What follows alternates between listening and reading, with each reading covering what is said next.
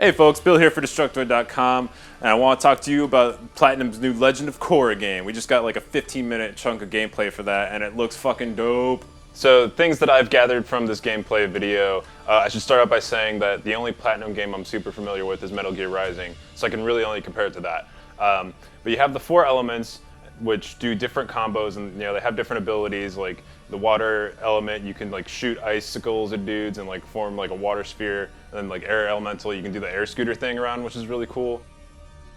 Some things that I noticed that are similar to Metal Gear Rising is that it has that counter attack like QTE ability. So like at one point in the video, Korra's fighting one of those mecha tank things, and she does a counter, and it opens up this QTE window like when Raiden went into Blade mode in Rising. And so you pull off the QTEs, and then it disables the guy for a while, so you can beat him up. So that was pretty cool. At one point, she does a finishing move on this mecha tank. It's like this fire combo. It's like 30 hits, and it's all super fast and looks badass. Legend of Korra doesn't seem as dependent on defensive reaction abilities like Metal Gear Rising was. That was kind of the big complaint everyone had with Rising. It was like, oh, blocking's hard. I don't get it. This game's bad. Which it wasn't. It was great. Anyway.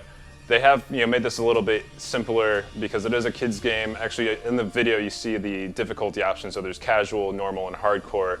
And I feel like if they did it right, you got the casual mode for kids who just want to play a cartoon game, and then you got the hardcore mode for the uptights who want to play super hard platinum combat game. It shows a sequence where Korra's riding Naga, her polar bear dog, and it seems like these sequences are pretty much just an endless runner game like your aunt plays on an iPad. But it looks good, it looks tight, it looks like a fun thing to break up the action. Overall, I do have to say that this game looks, it's a budget game, it's like $15 downloadable, and it kind of looks like it. Like the cell shading doesn't look as good as it could, and I feel like the level design is like pretty limited, but the combat's there, and that's kind of what you're buying, when you buy a Platinum game. And so it makes sense that the other stuff isn't as great as it maybe could be because you're only paying $15 for it. But overall, so far, it looks really cool. I want to play it. I finally caught up on Legend of Korra, except no, there's a new season that I need to watch, and it's fucking awesome, and I just want to punch dudes with fire, and I hope there's fart bending in it, because there's fart bending in Legend of Korra, and it's awesome. Wait, seriously? Yeah.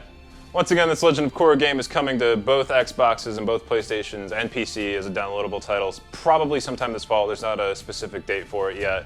And there's also still a 3DS, related game that's going to be like a turn-based RPG, but it's made by a different developer, and I'm not holding out too much hope for that one. I'm more focused on this Platinum game.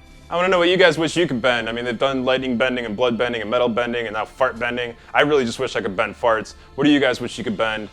I'm Bill Zoker. Get bent, everybody.